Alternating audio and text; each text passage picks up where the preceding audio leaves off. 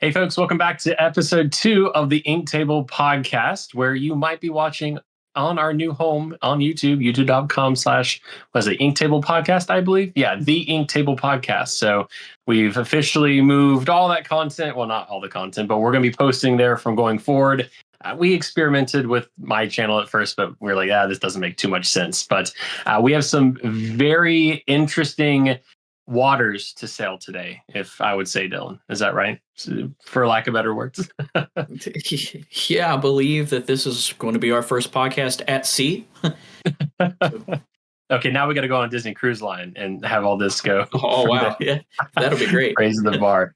So, but for those unfamiliar, I'm Preston McNair, one of the two hosts of the podcast, and joined by Dylan, right?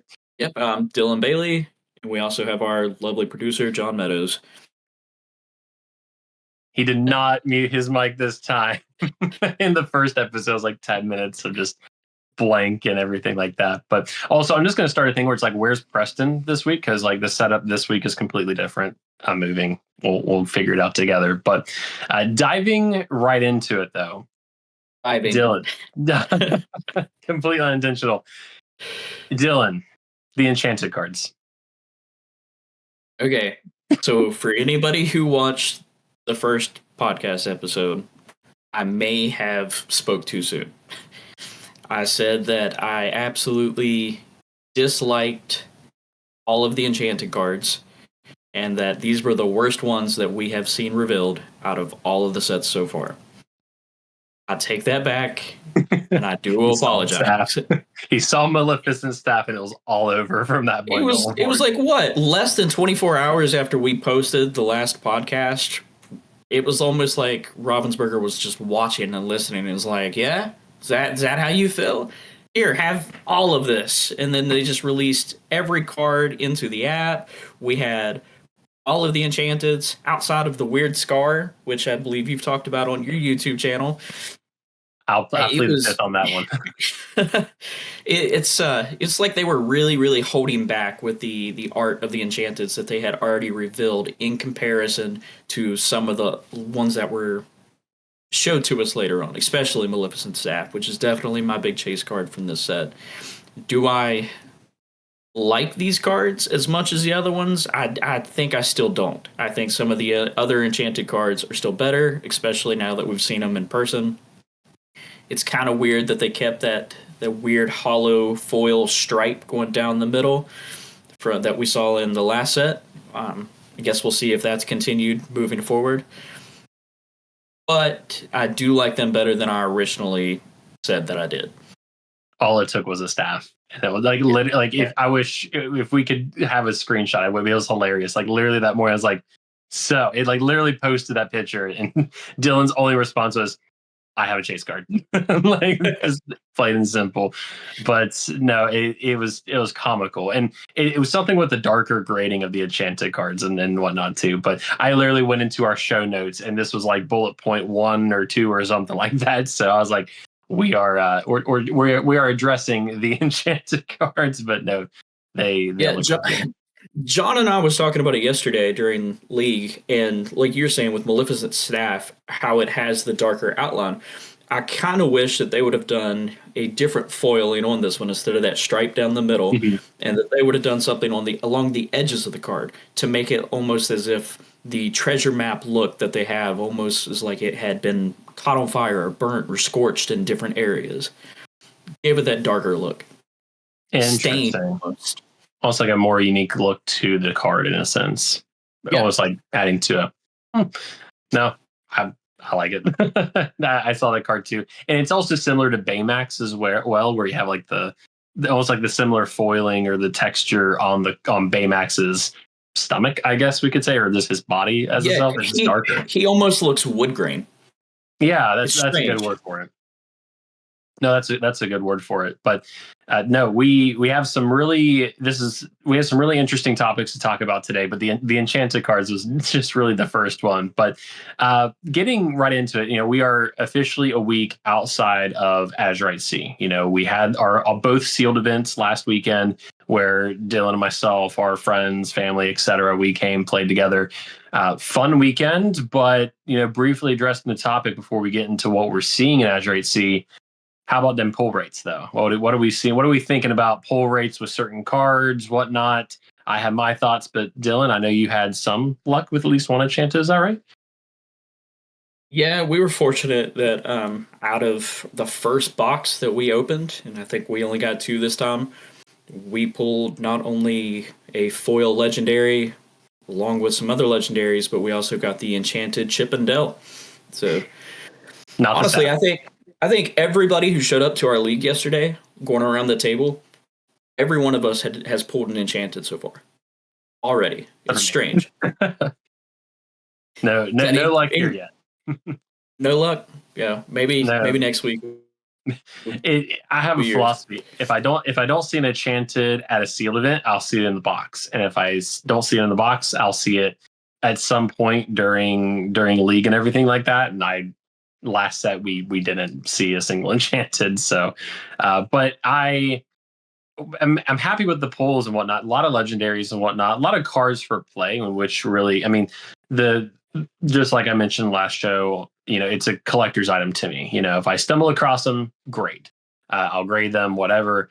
But am I seeking every single one? No. But the legendaries, I feel like, are pretty similar to like last set too. I think we pulled between both sealed events and our box somewhere upwards of like maybe 6, 7 legendaries, maybe 8 if we include a duplicate of that. So some pulls I'm excited about. I think sealed was a lot of fun, which we'll talk about in a little bit. But yeah, it's interesting. There's a lot of cards, and when I think we're still in like the evaluation stage, it's like, oh, cool, we pulled this card, but it's like, is it hot or not in a sense? And I think that's where we're still kind of at.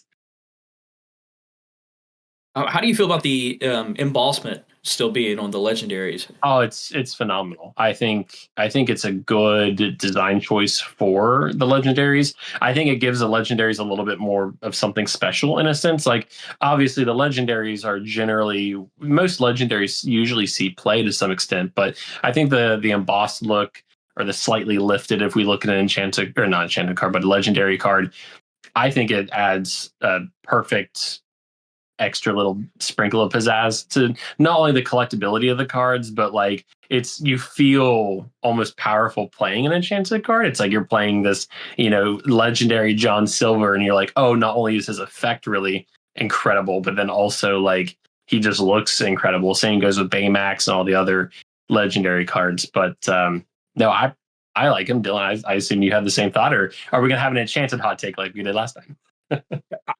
I enjoy it until it comes to the foils, which I'm not a big, like, it doesn't matter to me what I'm playing, but it's almost as if there's no reason to even have the foiling on the legendaries with the embossment because they're so hard to see. If you look at like the strength and the willpower, you can see it there, or even like in their ink, but in the actual art of the card itself, it's so hard to see that foil on the legendaries. Yeah. No, I completely agree. But I like the embossment still. I just wish that they could do something maybe more foiling in the background behind the character themselves. I would agree. I think I noticed that last set with we pulled a foil Mufasa and it looked shiny, but then I kind of agree with you. It's like it needs a little bit more to stand out in a sense, but hey, we're not graphic designers or anything like that. It could be a production thing as well. I would imagine. I know nothing about trading card production other than I'm sure, it's, just like any manufacturing process, but I don't know. It's nice to see that they're evolving the cards, and I don't know, maybe we'll see something else in the not too distant future. Well, moving on from that topic, I think I would like to start introducing a game to this podcast, and maybe some other folks at home listening to this podcast or watching the podcast on the YouTube channel can play along. But I've gotten this idea from watching a couple of other creators from different gaming communities, and I thought it would transition really, really well into our podcast, where I'm going to take the time to create custom Lorcana cards, and then without you seeing them, we're going to have you blind rank these custom Lorcana cards one at a time, and you're going to place them first through fifth.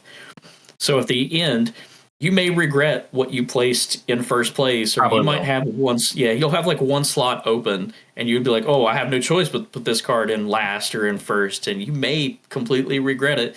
And we'll see how your list compares to the viewers' list whenever they watch or listen.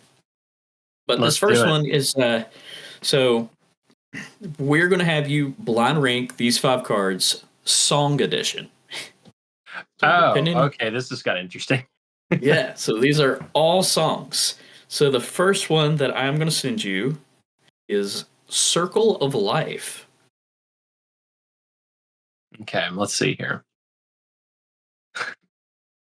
I love the art's on screen at this point, and let's just say Dylan's put in some work into making these. So, oh goodness. Okay, I like how I'm the guinea pig for this one too, but this is all Dylan's creativity too. So, okay, so these obviously are not real Lorcana cards. No, absolutely not. To steal, Maybe they'll inspire a Lorcana card later on. maybe we'll have a reveal one day. Who knows? But okay, so we got a 3-drop inkable, cost 3 ink inkable. We got the plateau. Sapinja, the lyrics to Circle of Life just screaming in the back of my mind right now. Character, it's a steel song. Interesting. Okay. A character with cost 3. Discard up to 3 cards. For each discarded this way, draw a card. Okay, so it's like you can discard up to 3 and then you get to theoretically replace it. Okay, so full disclosure, I am a steel player. I'm back to steel with pirates. We'll talk about my pirate deck later. Card draw, other than like Whole New World, Let the Storm Rage On, stuff like that. Card draw is it's kind of my bread and butter in a sense. I'm going to give this a solid. I'm going to rank first to fifth. I'm going to give this 2. Like this would solve a lot of my issues that I have in my steel decks. I like it. So I'm going to give it 2. So the thought process behind it is we already have Ransack, which is also steel. Yep. Where it wants you to draw cards and then discard cards. We also have Cinderella, who wants to do the same thing. It's like Harden. Yep. A couple other characters in Steel that want you to discard in order to draw. Sure. So this is just a different version of that within a song that I think would play in with a lot of the other Mufasas and stuff. And I'm sure Sheriff Nottingham would absolutely love this. Oh, because yeah. And then you don't even have to discard all 3. Like if you only have 1 or 2 cards in hand, you still have that option there. Yeah. It's definitely a decision-making card, though. Like it usually by turn 3, you're usually looking for something to set up a combo or a shift target. So if this would almost be like a break glass in case of emergency card. So I like it. Ravensburger, higher Dylan. Let's do 2. Let's go 2. Then the next we have Savages. All right. So 5 ink uninkable. And we got Savages. Action song.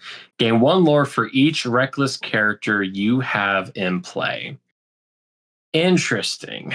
So very much playing into the theming of things like thievery this set, just songs, actions that can give you lore immediately, which I think is helping Ruby decks quite a lot with what we've seen so far. The little screen grabs from the movies, I assume, are quite amazing too. Is that how you did it? You just screen grabbed it or something? Yeah, a couple of them. Image it. Okay.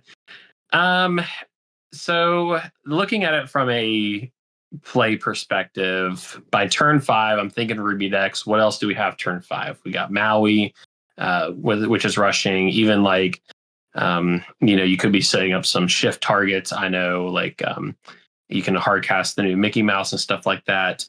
I'm thinking about how many reckless characters you would have to have in play to make this beneficial. So I'm going to give this a 4. And the only reason it gets a 4 is I think about how many reckless characters I have out at one time, and that's usually like 1 or 2. I think it solves an interesting character. I think combined with things like Maui, it gives Maui a little bit more umph in a sense. It gives him something else to sing other than like, Friends from the Other Side or something like that. So I'm gonna go 4. I'm gonna leave 1, 3, and 5 open. So what could go wrong, right? Yeah, absolutely. I adore this card just because I think we don't have a reason to play reckless characters as much right now. I know Right. we have a Cogsworth in Sapphire that allows your reckless characters to quest, but I mean, this essentially would make it to where it's almost like that puppies. Like whenever each Yeah. character, 99 puppies, it's Yeah. like the Ruby version of that for reckless characters. And then you can have Arthur, Felicia's. There's plenty of reckless characters within Ruby who could benefit from this. And maybe you can just build a whole reckless deck, maybe throw some sheer cons in there, where you're just wanting to play super, super aggressive the entire time. I like that. And It gives a little bit more meaning.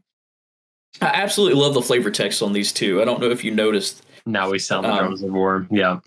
Yeah, which just it makes perfect sense with the image there of them drumming, but then it's with reckless characters who they just want to go to war. They just want to swing and they want to hit stuff. Like Maui with his fish hook. He's just ready to swing into something. All right, let's see what we got next here. This one's quite strange. This one is When Can I See You Again? Still waiting for it to come through. And there we go. All right. So Amber Song, 6-drop uninkable. We got Wreck-It Ralph and Vanellope. When Can I See You Again? Action song. Probably from the saddest scene in the film, to be quite honest. But let's see here. Banish chosen character of yours to play a character card from your discard. Banish chosen character of yours to play a character card from your discard. It's been fun. Now I've got to go. Tugging at the heartstrings there, Dylan. Way to go. So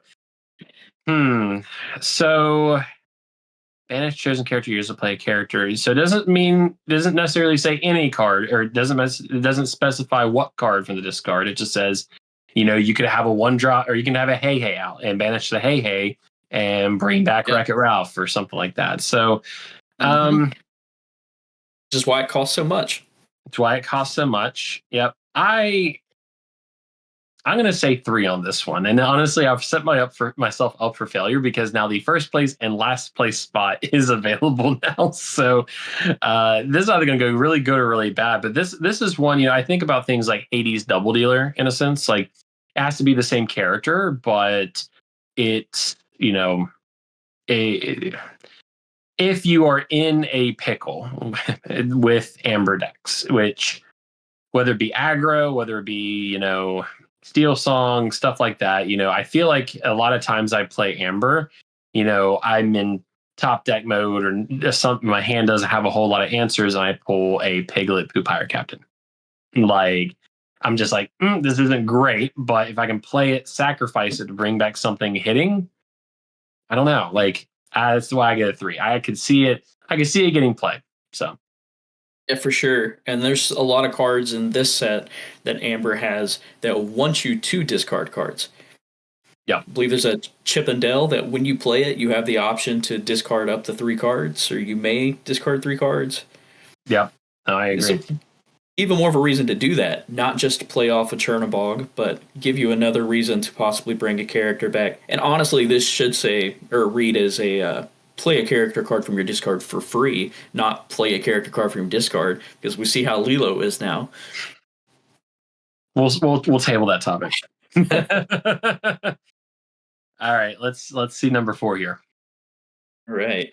Yeah, and that last one, I mean, we just got a Fallout Boy card, so I thought we should have an Owl City card. I will say, this next one is probably my absolute favorite that I created so far.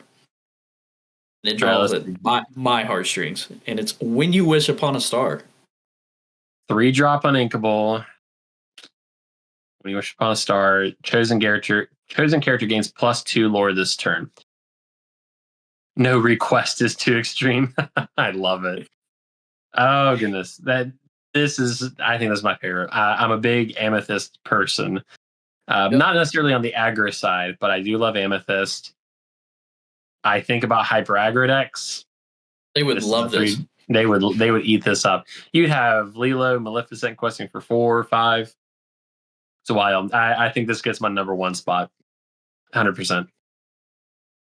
I'm the kind of person, you know me, I'm amethyst still, so I'm finding a way to have pyro or Okay. pyros in my deck. That way I can ready chosen character whenever he banishes a character. Mm-hmm. There is nothing there saying that character can't quest again. So I'm singing this song. I'm giving a character +2 lore, questing with them, readying them back up from Pyros' ability, questing again, and I'm sure there's other ways that you can find to do that. That's just one combo that I really like. Yeah, even hyper aggro, have Belusing. I was literally getting ready to say that. Literally was like, oh, like Belusing in this would be phenomenal. Yeah, no, this gets 1. And which sucks now because this the 5th and final card automatically gets last spot. So let's see how bad I screwed up here. Then last, we have Wonderful Thing About Tiggers. The art on this. I would love to see what some of the Lorcana artists would do to bring these scenes to life and stuff like that. So I love it. So we got a 4-drop Inkable. Wonderful Thing About Tiggers. For each Tigger character you have in play, your opponent chooses one of their characters and returns it to their hand. Interesting. So how many Tiggers do we have in either? I know it's almost, it would almost have to be like a Christmas deck, like a Ruby Emerald deck. So I mean, it gets 5th by default. And honestly, this is probably where I probably would have put it because I'm not a huge discard player nor fan of discard, but I think it could give some good life to, Winnie the Pooh theme decks, stuff like that. I know Tigger is a pirate now, so 3. John's saying 3. 3 what? We have 3. 3 Tiggers. Okay, we have 3. So yeah, I probably would have put this 5th. Honestly, I'm not just saying that just because it defaults, but no flavor text side. So yeah, 5th. I stand by it. I'm happy with the rankings. So yes, 5th. I think I would probably put this card 5th as well right now. But the reason I actually put this card in here is to point something out. For one, it's a playoff of Bounce, which is a Tigger-inspired card that's not in Ruby like the rest of the Tiggers. It's actually in Emerald. So that's true. This is also an Emerald card. And we talked about the big Maleficent, the 8-cost Maleficent that I really like, that for each Maleficent character you have in play, you can return chosen character 3 cost or less, I believe, to your opponent's hand. So Bounce does the same thing, essentially, but you also have to bounce one of your characters back to your hand. Yeah. No, it makes sense. It's a good balance, too. So return to the second thing is just to point out something, which we absolutely love tags. I think we talk about the tags all the time, just me and you back and forth about things that could be added. And John and I were talking as we were unboxing some of his boxes that he got the other day, which I'm sure we'll have some videos of those unboxings going up on the YouTube sometime soon as well.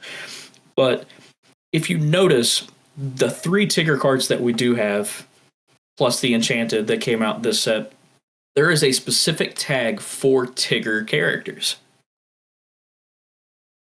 Strange. But if you look at the art on this card that I just sent in, it's all of the different Winnie the Pooh characters dressed up as Tigger from the Tigger movie, kind of like they all were dressed up as pirates in this set.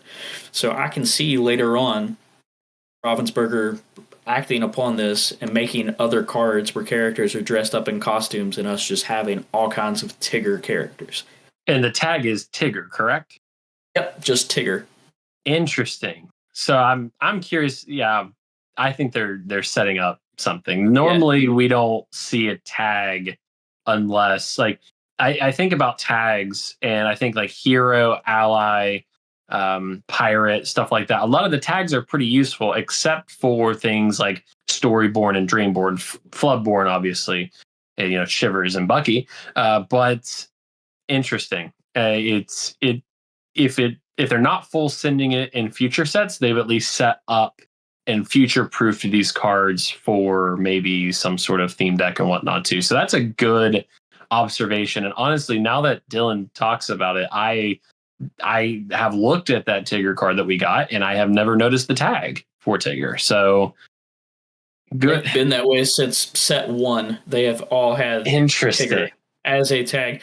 Which, again, like, this goes back to the inventors from this set. We had Belle and Maurice in the very first set.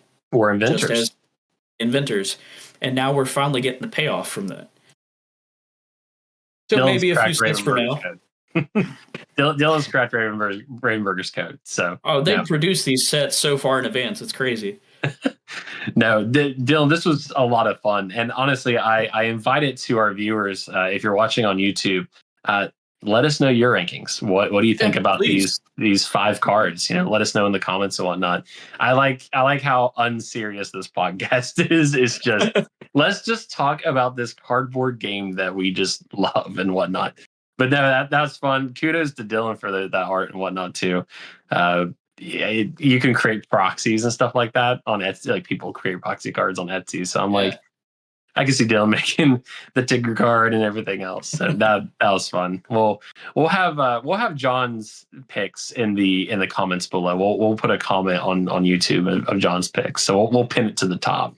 So maybe we'll revisit in the future. But I know we have a lot of Azurite Sea stuff to talk about too, because I know that's at the forefront. But we actually had a viewer question come in, and they wanted us to address something before we fully move on from Azurite Sea.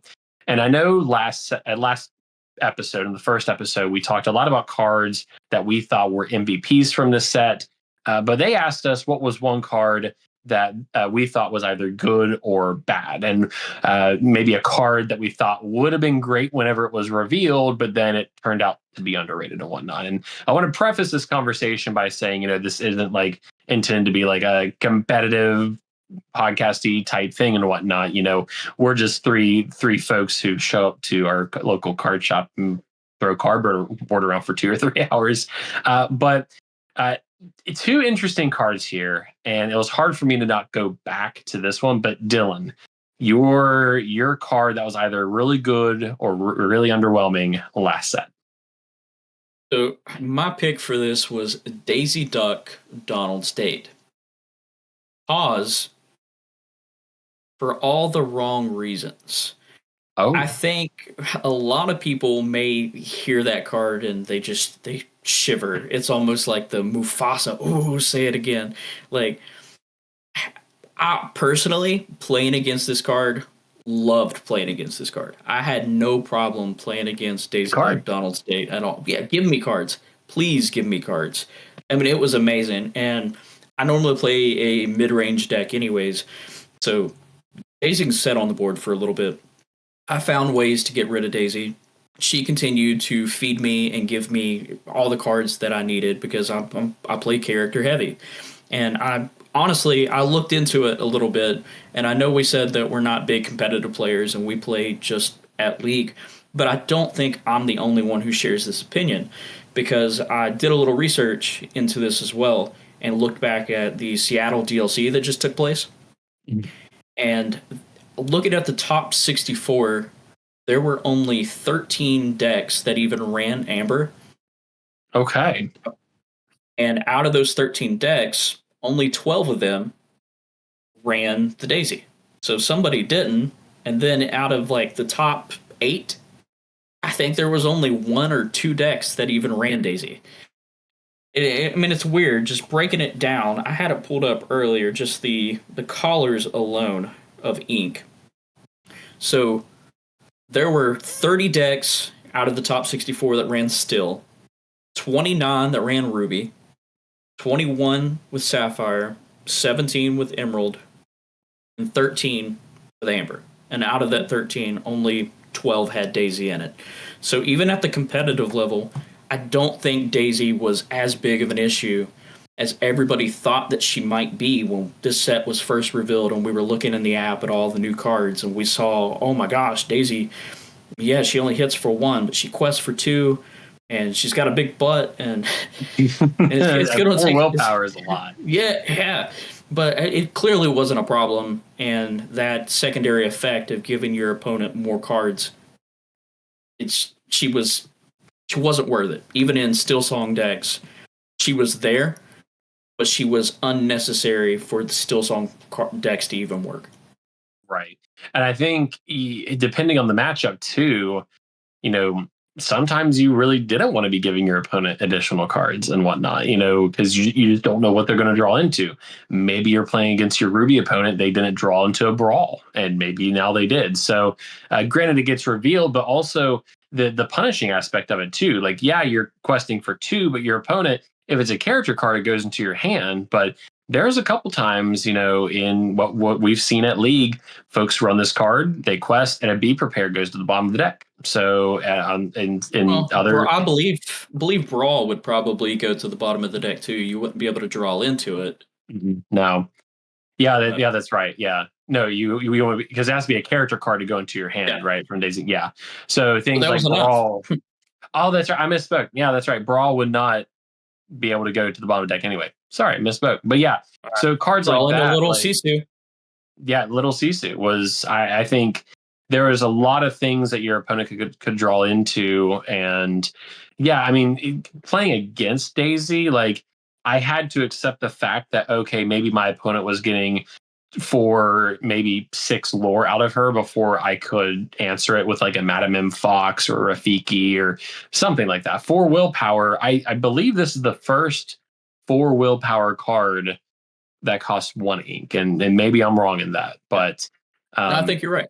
It was beefy. I think in the beginning people were very concerned with it, but I think once you learn, okay, like I have to answer this by turn 3 or 4 to stop the lore gain. Like, cool, keep feeding me cards, but no, it's interesting stats too from the DLC. I actually had no idea that only 13 ran Daisy or only 70 decks ran Amber, and only 12 of them ran Daisy. So somebody made it without it. So I think it's balanced. I don't think she's going anywhere. Do you?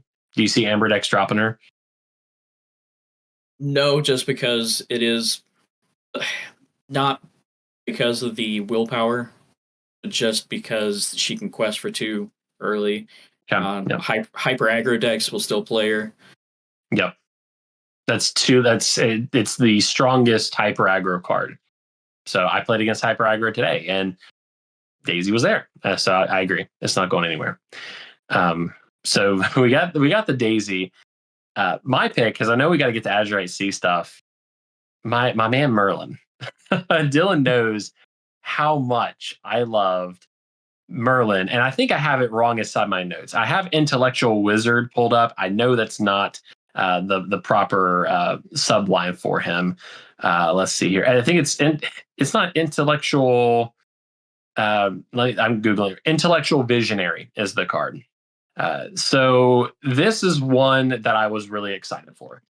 This is the first card that we got where we were able to physically pick up our entire deck and search through it for any card and put it into our hand. I was a very big fan. I am still running him in my Blurple deck. He's not going anywhere. I love it so much. However, I am a little underwhelmed at how little he was. I never saw another person running this card. I never saw it in any stream videos. I never saw it on YouTube videos I saw. I never saw it at our local league or even set champs.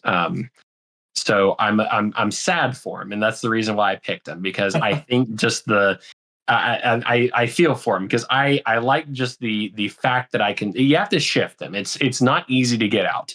There is a cheaper Merlin that syncs up or synergizes well with Arthur, but no one's really running that Steel Arthur card to get it. So for my use, I'm shifting him on top of Merlin Rabbit or Merlin Goat. You also got Crab and Turtle as shift target options.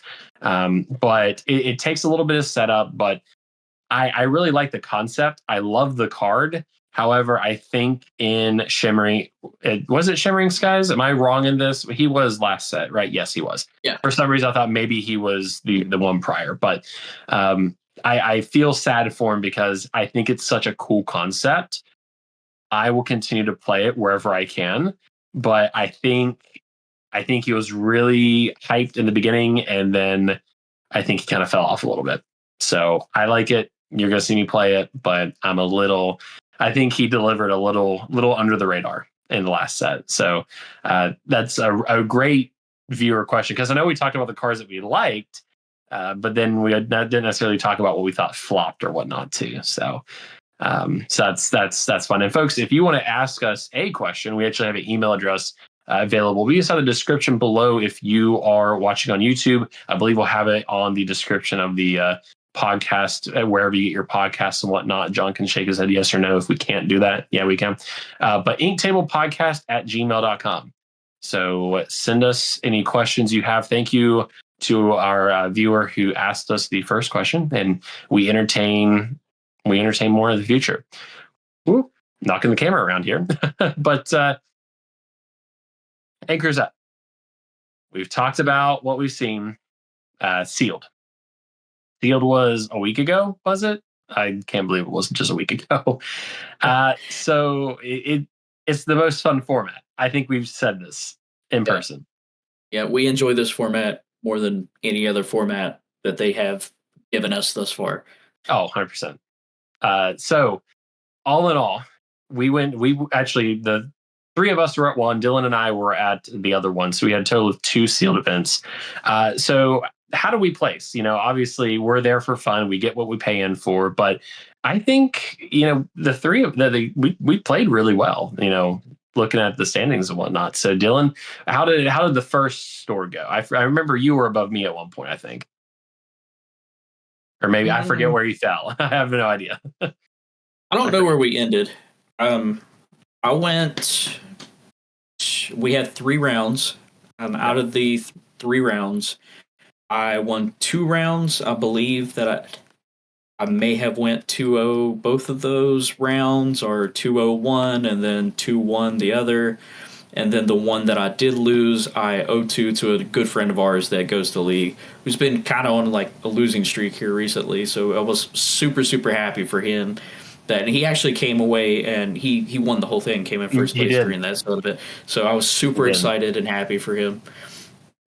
So I think I may have fell to 5th or 6th during that event. I'm not sure where. It was 6th. Somewhere 6th. Thank you. John, the melee guru, he pulled it up really quick. Yeah, I did. He did. You were Preston was 4th and Dylan was 6th. Yep. Okay. Out of 14. So 14 of the first store. We'll talk about the second store, because Dylan and I we had some good plays in the second store. But for your strategy, I know a lot of people went pirates, but did you go Adventure? Did you go pirate? What did you prioritize as you were opening up your 6 packs for sealed? I mean, you can't really prioritize anything, really. No. You know how it works. But for the viewers, I mean, if you've never done a sealed event, I highly recommend it. We typically get 6 packs. You open the 6 packs, and then you build a deck out of those cards that you got. So it should be 72 cards altogether. It's a minimum of 40. There is no restriction whenever it comes to ink, so you can mix and match all the ink colors if you like. And I believe there's no restriction whenever it comes to the number of cards. So if you happen to pull 40 minimum, 5, but if you happen to pull 5 or 6, hypothetically a Popsicle, if you were there for that set, then you could have played all 5 or 6. It doesn't necessarily just have to be the 4. Or even for this set, if you get 5 Freds, you can play all 5 Freds. So it's really, really fun. And then everybody's getting to know all the new cards at the same time.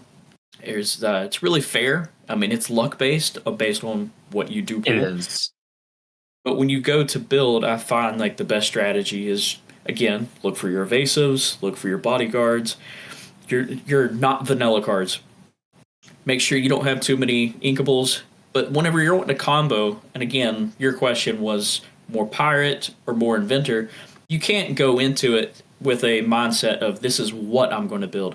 But once you start looking at it, you just got to dissect the cards that you pull and figure it out. And I think the first set, I happened to pull way more inventor cards couple of locations, and that had to do with inventors, and a couple of Aunt Cass, who give your inventor characters +1 lore when she quest. So I feel like I had no choice but to go inventor. Yeah, no, it's by far the most fun we have in a format, and it's luck of the draw. Like everyone's on a level playing field, and some people may pull phenomenal cards, and you may have an event where you pull very mediocre cards, like the second event, but somehow it worked or whatnot. But I know a lot of people. I saw a lot of pirate decks being made out of sealed because I just think everything was a pirate at this point, but. A general rule of thumb that I like to follow is I like to have my cards in sealed stand on their own. If I'm short on cards and I see a combo, I'll take it, but it's not a priority. It was a phenomenal time, truly. Briefly, before we talk into our MVP cards of sealed, we got to talk about our second seal event because Dylan and I we were playing for first. So 1 and 2. 1 and 2.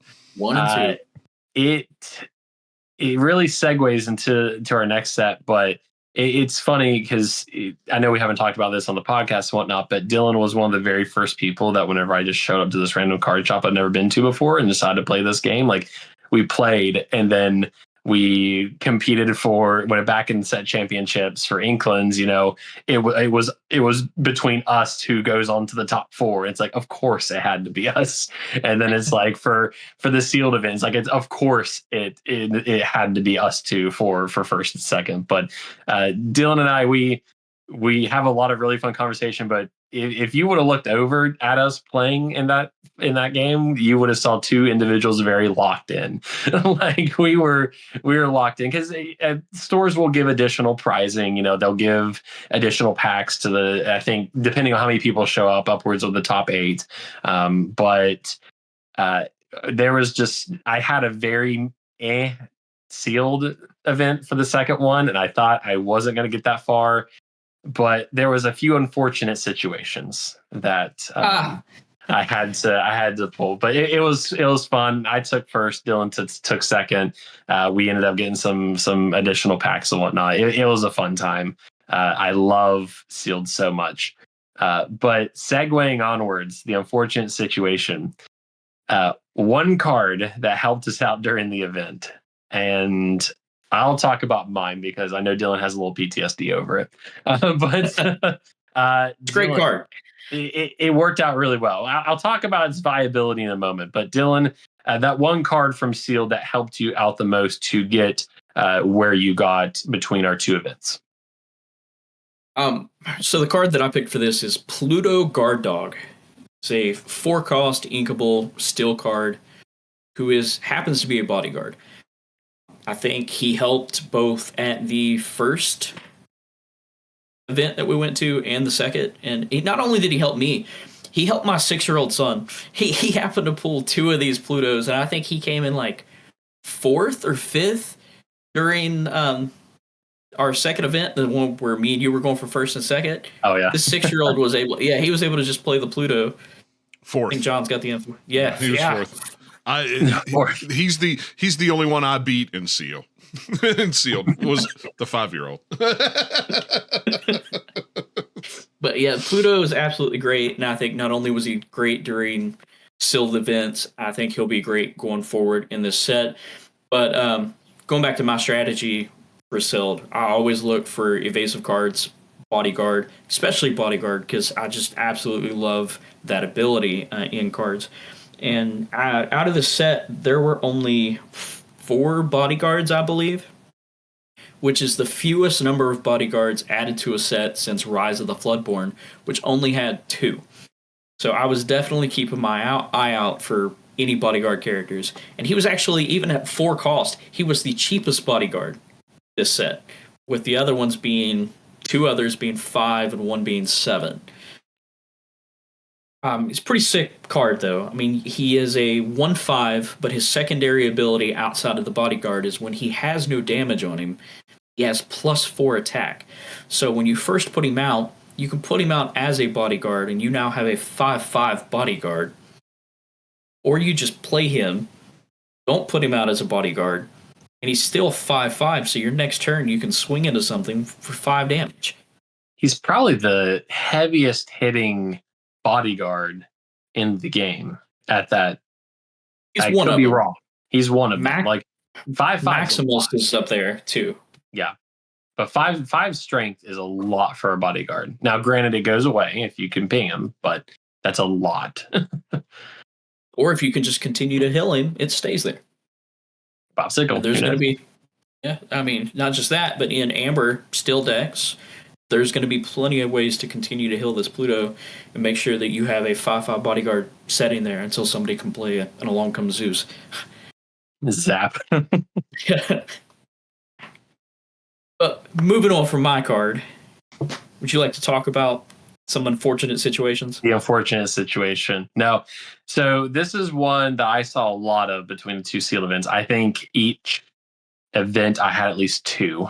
So it's I believe that symbol is uncommon. So it's fairly frequent. But 4 ink inkable steel card. It's an action, and each opponent chooses one of their characters and deals 4 damage to them. And you might be looking at this going, oh, this is just a smash, or this is just hard removal. Well, think about the format. Your opponents are dealing with whatever they got. Generally a lot of the 1 to 3 costs that, don't have a lot of willpower are probably a little bit lower on the rarity scale. And I mean, 4 damage took out most cards in this format, especially if you play it on turn 4. So the second deck that I had didn't have any superstars, had no legendaries, had no combo. It was just a pile of 40 cards. And, being able to make very willing trades and whatnot, I had a lot of the Freds, I had a lot of the Stitches and stuff like that. So being able to keep, my opponent, Dylan in this case, sorry, Dylan, at bay and whatnot, and go, okay, I can take out, let's say I think at one point Dylan had 3 characters on board and I had, 2 or something like that.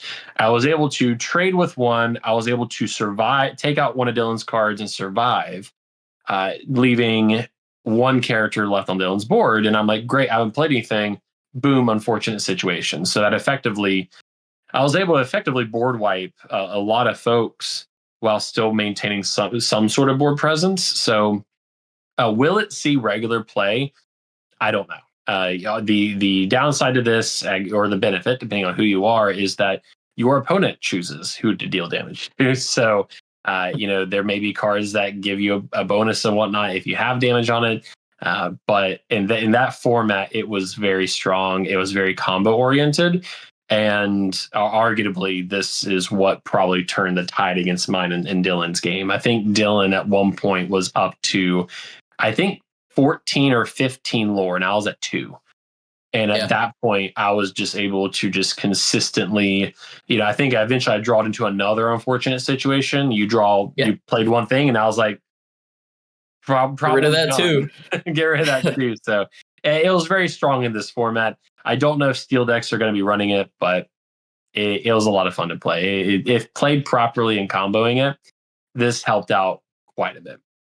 Yeah, it sucks you can't sing it, that it's just an action. Yeah, just an action. But I do think that it may see play. I'm already seeing some decks, especially at our league, that are running this. And from conversations that you and I have had previously, and they errated Bucky way too soon, because this, again, gets rid of Bucky, previous Bucky, not the new Bucky, which is a whole other apple basket that we don't want to get into because it's just full of worms. But I think it was Triton's Decree that I was trying to use to get rid of Bucky, because this is an excellent card where your opponent chooses to deal damage to a character. Almost like in Ruby, it's Be King Undisputed, where your opponent chooses a character to banish. So all of these cards, they get past Ward. So if you can set the board up, maintain board control, and you set it up in your liking to where your opponent only has 1 character on board, even if they have Ward, going all the way back to the first set when people were playing Cusco. These are the kind of cards that would get rid of those. And if we continue if Ward somehow becomes meta or everybody wants to play cards that give other cards Ward, like Alice in this set, who not only has Ward herself but can give it to another character, this would also get past that. No, I 100% agree. Ward is becoming increasingly more prominent. I think we saw it last set with a lot of the Prince John making a comeback with a lot of our discard decks. So it gets around Ward. Very, very few things can get around Ward other than hard removal like B prep or just blanket Sisu removal, anything that doesn't target. So Tinkerbells and Chief Bogo. Yeah, just splash damage to everything. But no, it was a great card, and I think you're right. If you can put your opponent in a situation where they have to deal 4 damage to the one thing they have on their board, I think I haven't tried experimenting with it yet, but it sucks you can't sing it. If it was singable, this would be a lot different and whatnot. But now, so we've walked through Sealed. We've got Sealed under our belt. We've talked about the MVP cards. We are coming down off of our first weekend of organized play in Lorcana's 6th set, Azurite Seas. Unfortunately, life happens, and I was unable to make it out to League yesterday to join Dylan and John. But let's talk about what we're currently running, what we're currently tinkering with, what we're playing with.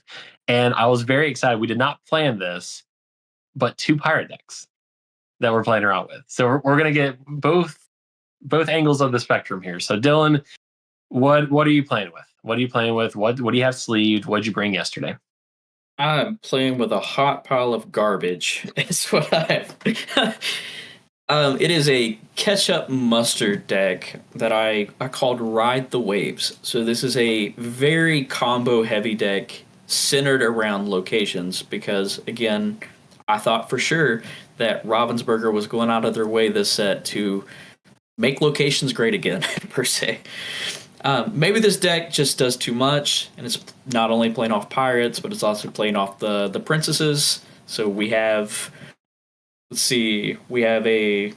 all kinds of Moanas. 1, 2, 3, at least 3, 4 different Moanas in this deck, and Vanellope, plus a Rapunzel, and a Jasmine, with the Queen Sensor Core, so I can get passive lore potentially off of those princesses every turn.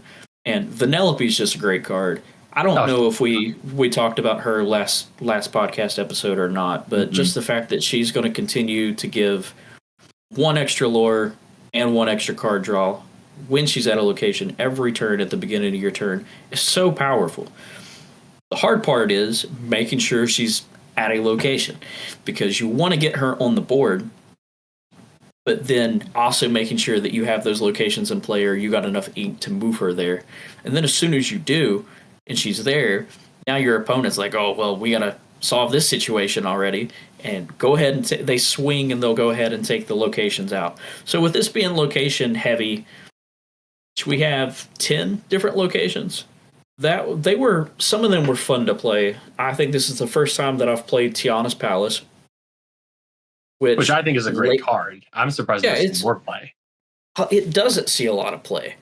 It cost a lot to move it there, but we have all kinds of cards now that allow you to move characters for free, which we have in here. We have Tuk Tuk, and then we have the big Moana, which I believe you may also be running in your deck. And my whole deck centers around that Moana. Is late game, let me move characters to a location, gain 1 lore for every character I move there, along with Taffeta, the 4-cost Floodborn Taffeta.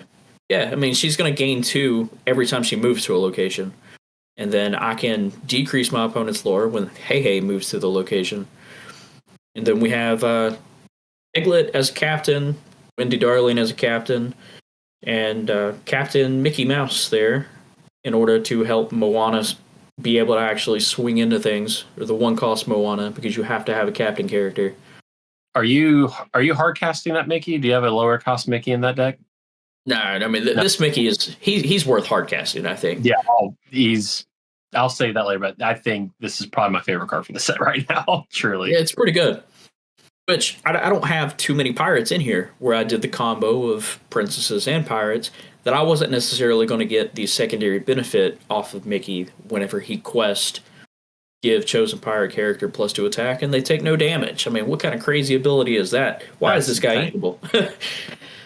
But out of our 3 rounds, I don't think I won a single round. I drew my second game, and at one point, me and John were sitting there during round 3, being like, well, neither of us have won a game yet with our new decks. Let's see what's going on. See what happens. And I went 0-2 in that game as well. It was way too slow for me. I like to be mid-range or go a little bit of aggro, and this deck it didn't seem to have either of that. It comboed way too much. You had to set a lot of things up, and by the time that you could get things set up, your opponent was either already too far ahead in lore, or they had the answers already to everything that you needed. This is a very late game. Let me set it all up. Let Moana do her thing. Let me have Taffeta on board. Sugar Rush Speedway finish line. I will say that card was amazing. That was the Amber one. Really, really. Yeah, the new one, the finish line. New one. Yeah, so combining starting line and finish line was super fun. So we have the 3-cost song there where Maui's pulling a location out of the sea. So you talked about your Merlin Wizard, how you can search for any card. Well, this is search for any location. So I'm able to search for the Sugar Rush starting line where characters can move there for free. And then Hey can move there for free every turn or whenever, and my opponent will decrease by 1 lore whenever they move there. You have Taffeta, who we already talked about, I can gain 2. But being able to move a character to starting line for free, and then if I needed the finishing line, I can get the finishing line. Or if I had the finishing line, I can go search for the starting line. Get them at the starting line, exert a character while they're at the starting line. They take 1 damage, but then they can move to the finish line, which typically takes 6 or costs 6 to move a character there. That's just one other way in this deck that I can move from one location or to a location for free. And then when you move there, you banish the finish line, you gain 3 lore, and you draw 3 cards. That's almost a location where you are not pay. You do not want to pay ink to move things there. Like, no, absolutely not. The 6 move cost is wild. But it makes sense. There's a lot of benefit to that location, though. I mean, the draw 3 alone. I mean, yes, gain 3 lore, but draw 3 that's really important. But even then, it's just way too slow. I probably won't be running this one again. I'm not sure what changes I could possibly make to it, but I'm excited to try something different. No, it's funny because literally last weekend, whenever we were getting ready to leave our shop after spending 4-5 hours there, something like that, you and I were talking and we said there will be a few different directions for pirates, and what you have built is one of them. So I like the Rapunzel in here. I like just the hard nuke you got. Just be prep. Just break your glass in case of emergency. So the Queen Sensor Core is one that I should have told. My wife has built princess decks, and she sees the Sensor Core, and she's like, I'm like, it's passive lore. What are you talking about? What do you mean? I want to ask, like, obviously we have a very small sample size of gameplay that we have with these decks, but Tiana's Palace, CUs, did we get it out? What was your thoughts around that coming down off this weekend? I only played it once, and just because it was in hand, but I was really hoping that just the strategy was if we have cards and we were up by lore, that maybe we could use the Maui song Search for Tiana's, and then possibly move our characters to Tiana's and quest, knowing that they can't be challenged the next turn. So I didn't get to see it in that play, but I will say that Tiana's is one of the only locations I had in this deck that gave passive lore. And maybe that's where I went wrong too, was playing off the starting line and finish line rather than just putting in smaller locations that would have gave me lore. Yeah, I see you got Agrabah in there, which I believe that's getting 2 passive lore as well. That's a very good 2-drop. So let me ask you this, and obviously this is not our notes, so we're just freehanding. So I think if you could pick one card out of this to be your MVP, like one card that you're not getting rid of, what would you say it would be? The Vanellope. The Vanellope? We have to, okay. Yeah, we have to find a way to make her work. I mean, the ability is just insane. Constant lore gain, constant draw a card at the beginning of your turn. And that's if she's at a location that could potentially already give you passive lore at the start of your turn. Yeah, it makes total sense. Let's see here. Well, there's something else that I saw as well. I see you are you running two of the new Jasmines, which I believe whenever she quests, you gain 2 lore, but then your opponent loses a lore. So thoughts around Jasmine? She is kind of a placeholder for playing on. Whoops, I'm tossing my camera everywhere here. John's gonna kill me later. I see she's a 3-drop inkable. So is she just kind of like a filler? What do we think?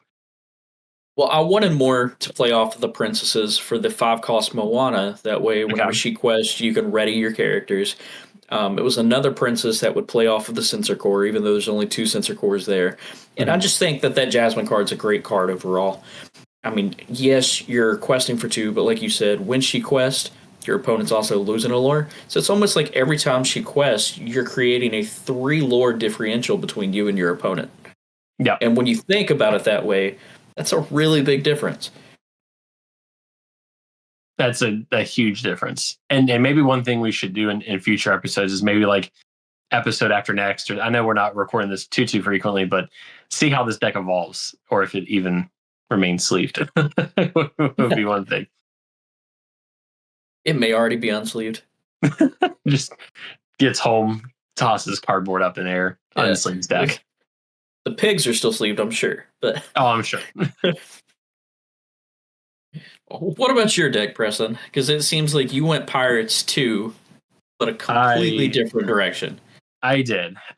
So before Azurite Sea even released, I already had a Ruby Steel pirate deck sleeved up. I was like, I know this is going to be a thing. I might as well sleeve it up.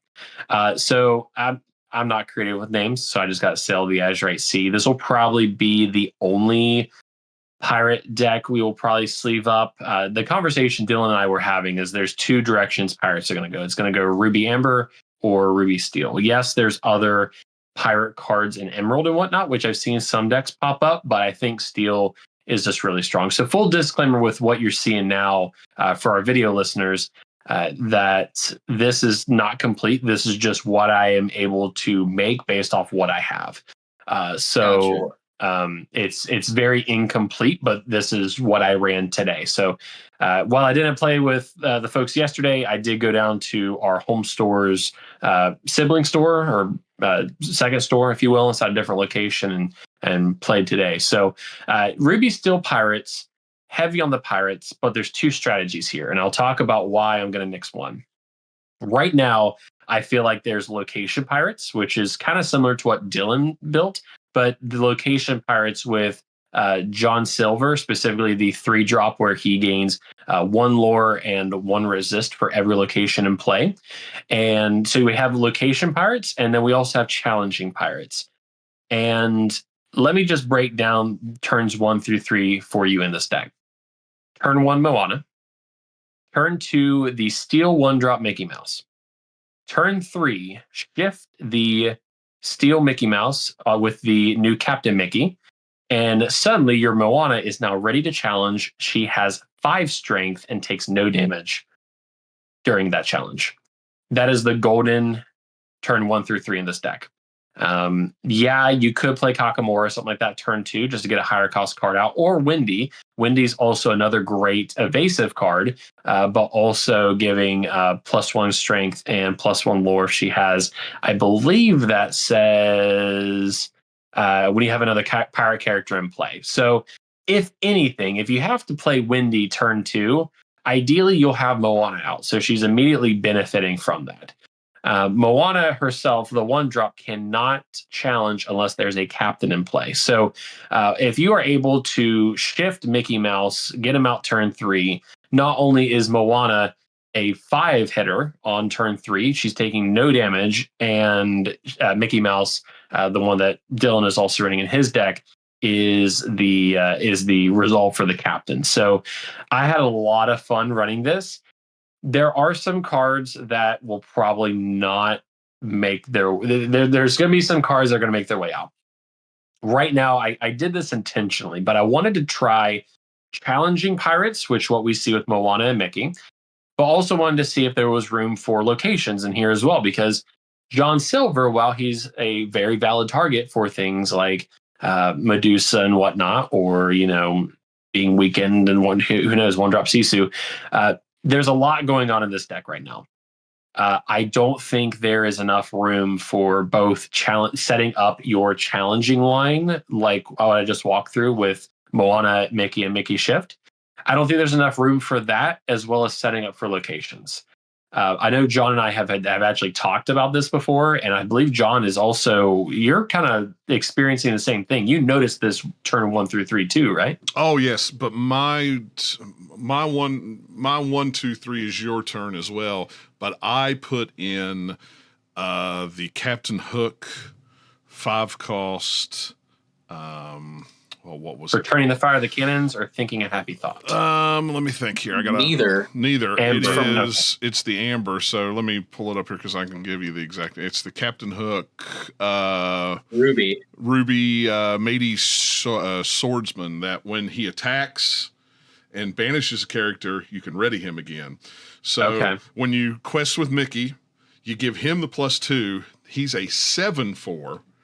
Oh, that's gnarly. And all the testing on Ink Table I did, I could wipe an entire board with him. And that's nice. He's like Star. Yeah. Mm-hmm, without having to use a Be Prepared or anything like that. Now, did that work out in leagues yesterday? No. It never never did. I never got that up. But that's my deck is almost exactly like yours, but I have Jolly Roger, RLS Legacy, Skull Rock, but I don't only have the 2 Moanas, the little Moana and the big Moana, and then I have the Smee Shift, the Donald Duck, the Buccaneer, and the Hook, and the John Silvers. That's what I have. We're all thinking alike. So yeah, that's what I think that's what's going to happen with these pirate decks, especially Ruby Steel. Card draw is an issue. I'm not a very big fan of playing a whole new world for card draw, because you could find yourself in a very top deck heavy situation very soon in this deck. So that's why I'm running things like Let the Storm Rage On and A Whole New World. If there's no board presence by your opponent, Mickey Mouse can sing A Whole New World on turn 3 whenever you shift him. So there are options for card draw, but again, I'm not a big fan of playing A Whole New World that way, because you're ultimately replenishing your opponent's hand as well. The locations themselves, I think Skull Rock is the right choice. If there's a pirate character there, you're getting +1 lore. Any characters there are gaining +1 strength. I really didn't see a lot of play from the RLS Legacy or Thebes, and Jim Hawkins in here as well to drop down those locations. So the Moana was very helpful to help me gain a lot of lore. I was playing a hyper aggro deck, and they ended up not questing because they knew that Mickey was going to quest and beat up a Daisy Duck, for example, give Moana that strength. So the Kakamora leader, the 7-drop Moana, another probably one of my favorite cards of the set, to be honest, because you gain a lore for each character you move to a location for free. So wild, think about Sugar Rush Speedway, stuff like that. 2 of the 2-drop Moanas, which I believe she is a shift, and whenever this character quests while at a location, you can ready all other characters at that location. So didn't see a whole lot of use, and the 1-drop or the big John Silver, the legendary, didn't really get a lot out in this deck. if you are at 8 ink, the game has gone too long. If you are at 8 ink, the game has gone too long. So there was a situation where I did shift John Silver.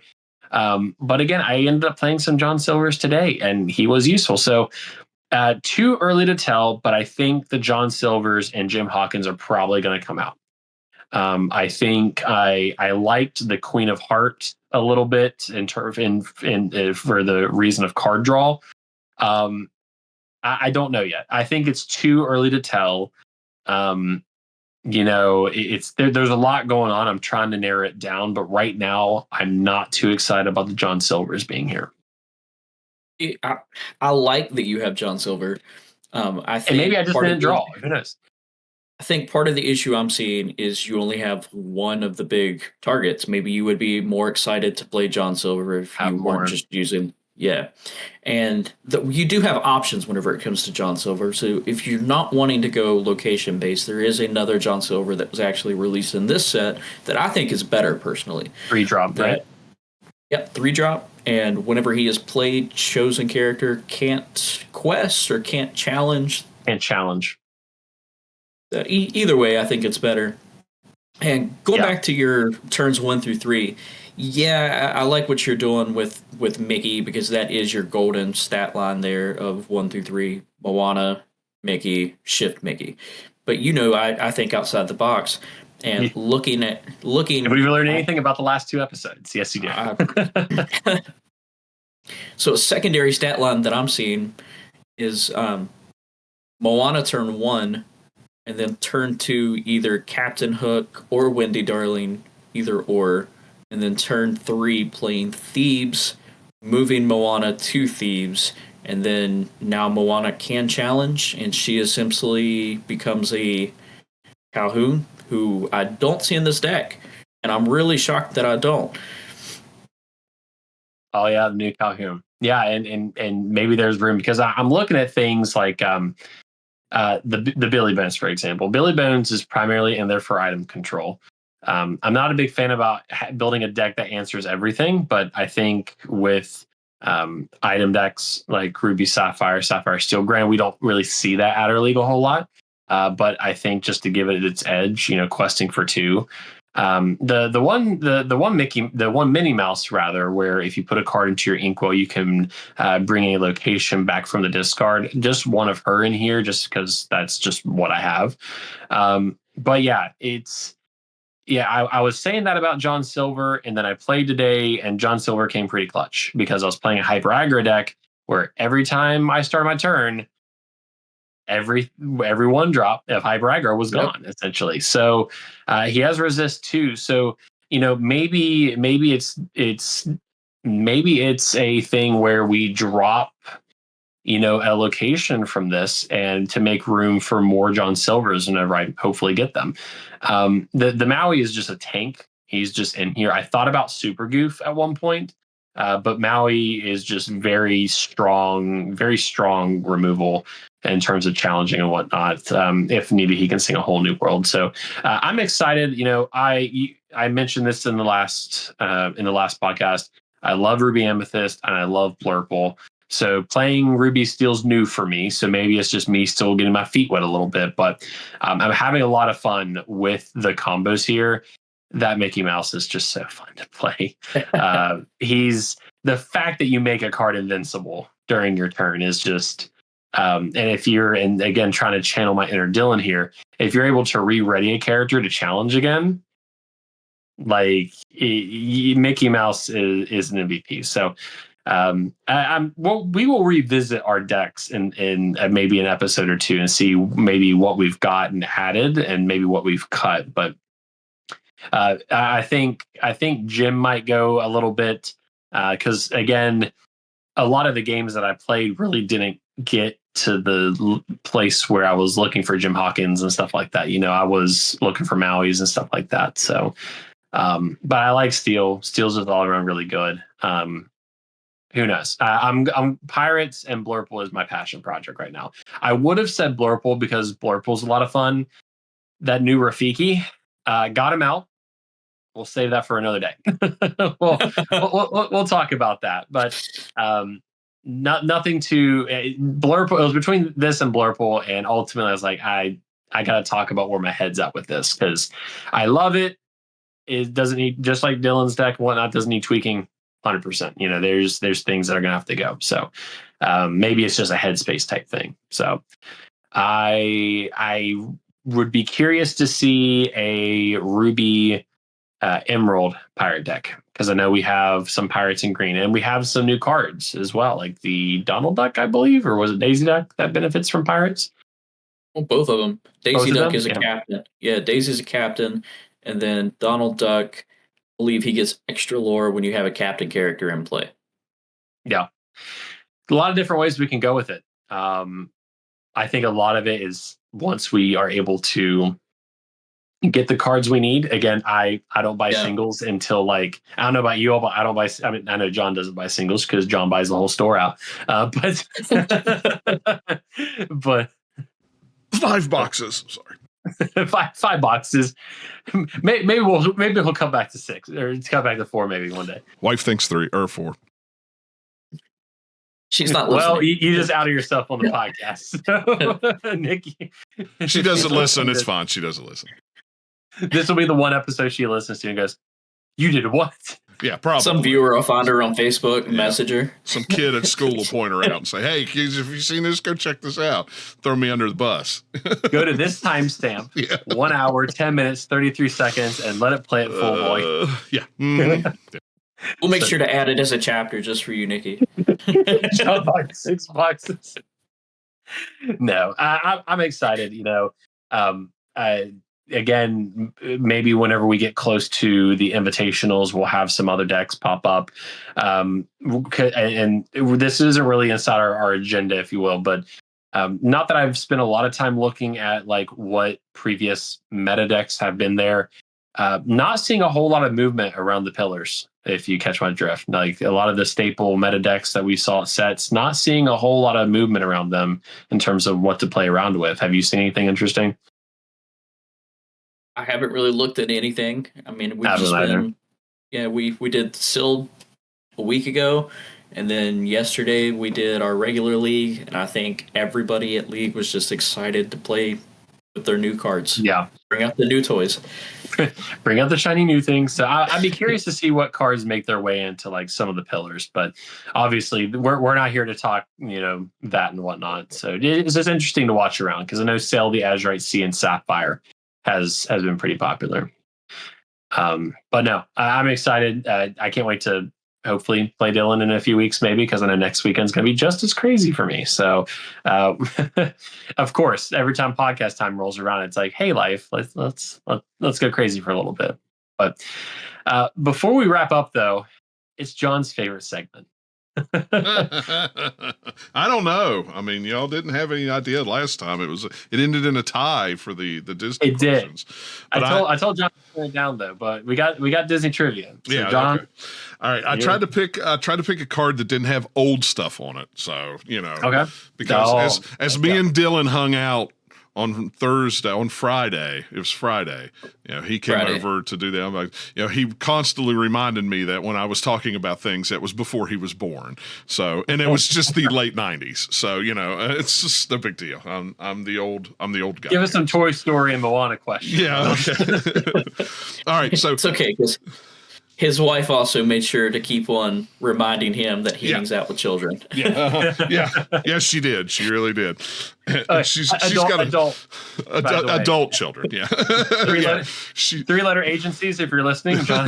No, not like that. Not like no, absolutely not. No, and she's the one who's the teacher that teaches 3rd grade. But anyway. But anyway, okay. So I've got 1, 2, 3, 4, 5 questions. We'll go back and forth.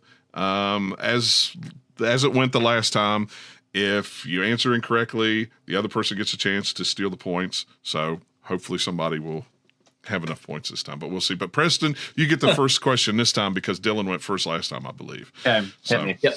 All right. So the first question is, which one of these actors did not appear in Muppets Most Wanted? It's a multiple choice. So, okay. Thank goodness. Yeah. A, Tom Hiddleston. B, Josh Groban. C, Zach Galifianakis, or D, Tom Hanks? My mind immediately goes Tom Hanks, and granted, I'm lacking on my Muppet lore. Well, that is very good because that is the correct answer. Okay. Good. Yeah. Good. All I was right. like, I don't think Tom Hanks has made it. Maybe a cameo or something. That would have been the only exception. But R.I.P. Muppet Vision. Yeah. R.I.P. Muppet. Yeah. Okay, Dylan, here's your question. What is Eve looking for on Earth in the film WALL-E? Ooh, it was kind of vague. Life?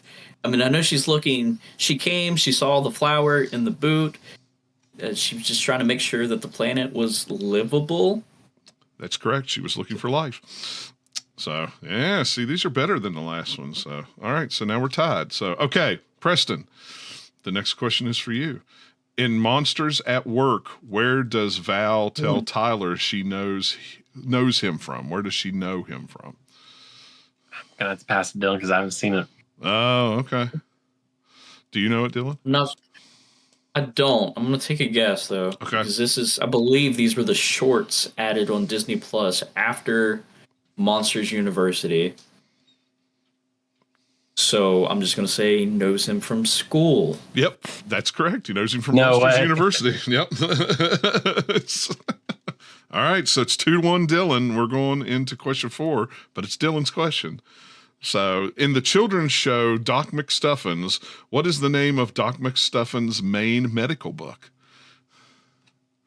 My wife would know the answer to this. She loves Doc McStuffins. Oh my God, Doc McStuffins.